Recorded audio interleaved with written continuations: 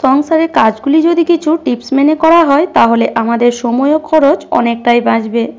তো হ্যালো বন্ধুরা, কেমন আছো তোমরা? আশা করি ভালো আছো আর আমিও ভালো আছি।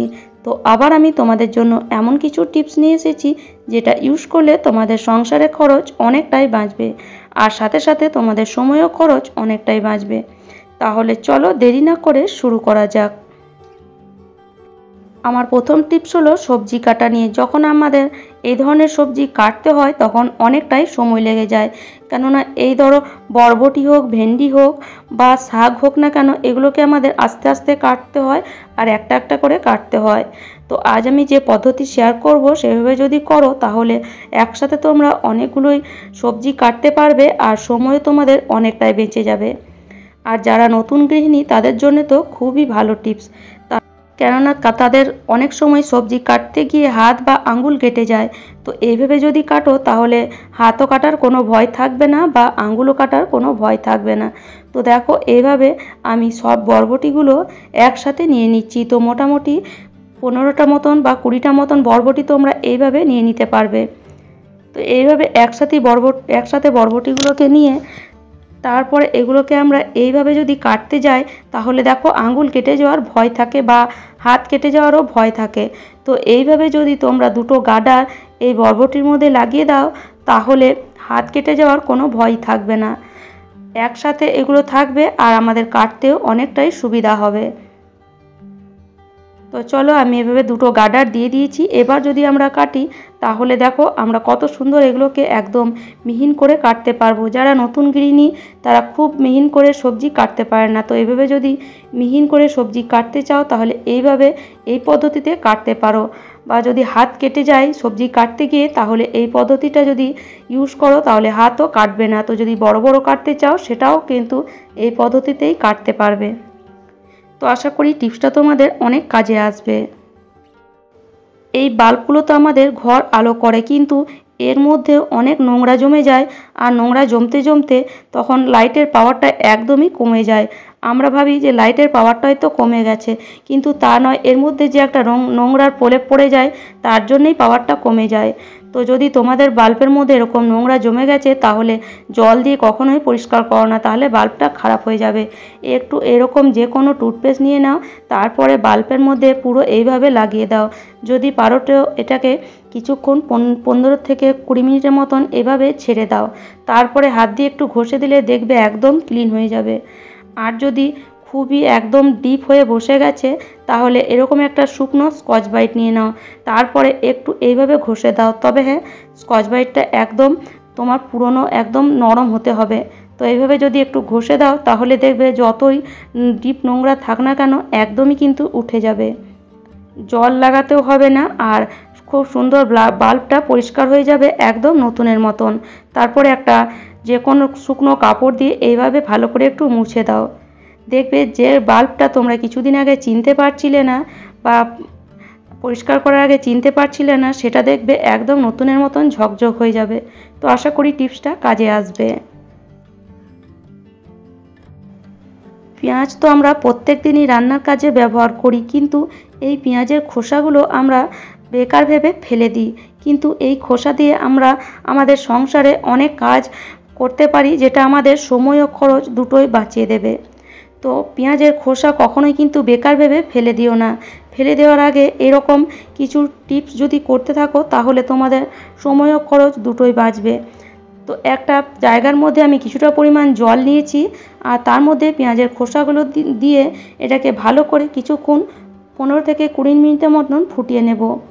আর ফোটাতে ফোটাতে দেখবে কালারটা, মানে জলের কালারটা একদম চেঞ্জ হয়ে যাবে, একদম লাল হয়ে যাবে। দেখতেই পাচ্ছ কত সুন্দর কালারটা চেঞ্জ হয়ে আসছে। তো এইভাবে কিন্তু 15-20 মিনিট বা আধ ঘন্টা এটাকে ফুটিয়ে নিতে পারো। যত ফোটাবে কাজটা তত ভালো হবে। তো দেখো কত সুন্দর জলের কালারটা হয়ে এসেছে। তো যখন দেখবে জলের কালারটা একদম ডিপ লাল হয়ে যাচ্ছে তখন গ্যাসটাকে অফ করে দিয়ে এটাকে ঠান্ডা করে নেব। আর এটাকে একটা আলাদা জায়গার মধ্যে ছেঁকে নেব, মানে খোসাটা আলাদা আর জলটা যেন আলাদা হয়ে যায়। এবার এই পেঁয়াজের খোসাটাকে তোমরা ফেলে দিতে পারো। আর এই জলটাকে আমরা কি কাজে ব্যবহার করব ভিডিওটা পুরোটা দেখতে থাকো, তাহলেই বুঝতে পারবে। দেখো জলের কালারটা দেখো কত সুন্দর লাল হয়ে গেছে। এবার আমি এখানে নিয়ে নিয়েছি একটা স্প্রে বোতল। তো আমার কাছে আপাতত এরকম ছোট একটা স্প্রে বোতল আছে, সেটাই আমি নিয়েছি। তোমাদের কাছে যদি বড় থাকে তাহলে সেটাও নিতে পারো। এবার স্প্রে বোতলের মধ্যে জলটা আমরা ঢেলে নেব, আর এই বাকি জলটাও আমরা কাজে লাগাবো। তো চলো আগে স্প্রে বোতলে জলটা ঢেলে স্প্রে বোতলের কি কাজে লাগানো হয় সেটা দেখে নিই। তো এইভাবে স্প্রে বোতলের মধ্যে মানে বড় স্প্রে বোতলের মধ্যে যদি ঢেলে রাখো তাহলে এটা 3 থেকে 4 দিন তোমরা খুব ভালো চালিয়ে নিতে পারবে। তো দেখো এরকম গ্যাস ওভেন আমরা তো রান্না করার পর বা রাতে পরিষ্কার করে তারপরে শুতে যাই, কিন্তু দেখবে রাতে রান্নাঘরে নানান রকম পোকামাকড় আরশোলা আমাদের রান্নাঘরে যতই পরিষ্কার থাক না কেন চলে আসে। তো যদি রান্নাঘর পরিষ্কার করার পর শোয়ার আগে এইভাবে যদি একটু এই পেঁয়াজের জলটা পুরো চারিদিকে রান্নাঘরে স্প্রে করে দাও, তাহলে কিন্তু সেই পোকামাকড় বা আরশোলা কখনোই আর রান্নাঘরে আসবে না। কেননা এর যে একটা উগ্র গন্ধ, সেই গন্ধটা কিন্তু পোকামাকড় বলো বা আরশোলা বলো বা টিকটিকি বলো তারা একদমই সহ্য করতে পারে না। তো সেই জন্য তারা চেষ্টা করবে এই গন্ধ থেকে দূরে থাকার। এবার সকালে যখন রান্না করবে তার আগে এইভাবে গ্যাসটা একটু মুছে নাও, রান্নাঘরটাও পরিষ্কার থাকবে আর তোমাদের কাজটাও সহজ হয়ে যাবে। আমরা তো এইভাবেই রান্না করে দিই, এতে আমাদের শরীরের কিন্তু অনেক ক্ষতি হয়। তো এইভাবে যদি করো শরীরও সুস্থ থাকবে। আর এই একইভাবে কিন্তু বেসিনের মধ্যেও রাতে স্প্রে করে রেখে দিতে পারো। বেসিন থেকেই দেখবে অনেক পোকামাকড় আরশোলা চলে আসে। তো এইভাবে যদি একটু বেসিনের মধ্যে স্প্রে করে রেখে দাও তাহলে সেই পোকামাকড় বা আরশোলা কখনোই কিন্তু বেসিনের উপরে আসবে না। এতে রান্নাঘরে পোকামাকড় আরশোলা আসা আস্তে আস্তে একদমই কমে যাবে। আর যদি ঘরের মধ্যে অনেক মশা বা মাছি হয়েছে তাহলে এইভাবে যে কোনো দেওয়ালে বা ফ্রিজের কোণাতে, আলমারি কোণাতে, মানে যেখানে যেখানে মনে হবে তোমাদের মশার উৎপাত বেড়েছে বা মাছির উৎপাত বেড়েছে সেখানে স্প্রে করে দিতে পারো। আর বাথরুমেও দেখবে প্রচণ্ড পরিমাণে মশার উৎপাতও বাড়ে। আর এই বাথরুম থেকেই মানে এই কোমর থেকেই দেখবে অনেক সময় পোকামাকড় আরশোলা চলে আসে, যেটা একদমই আমাদের ভালো লাগে না। তো এই পোকামাকড় আরশোলা যদি তোমাদের বাথরুম থেকে চলে আসে তাহলে এই কাজটা করে নিতে পারো। যে আমরা পেঁয়াজের খোসার জলটা বানিয়ে রেখেছিলাম সেই জলটাকে পুরোপুরি প্রথমে ঠান্ডা করে নাও। পুরোপুরি যখন জলটা ঠান্ডা হয়ে যাবে তখন এই জলটাকে নিয়ে এইভাবে এই টয়লেটের মধ্যে বা কোমোটের মধ্যে দিয়ে দিতে পারো। এইভাবে যদি এটাকে রাতে করো তাহলে দেখবে 3 থেকে 4 দিন করার পরে পোকামাকড় আরশোলা বা বাথরুমে যে মশা সেগুলো একদমই চলে যাবে। আর পুরো বাথরুমে একটু জলটা এইভাবে ছিটিয়ে রেখে দিতে পারো। এতে মশার উৎপাতও কমবে আর পোকামাকড় আরশোলা কেল্লাই এসবেরও উৎপাত কমবে। এই বর্ষাকালে দেখবে অনেক সময় কেল্লাইও চলে আসে আর এই বাথরুম দিয়ে বা আরশোলা পোকামাকড় তারাও কিন্তু চলে আসে।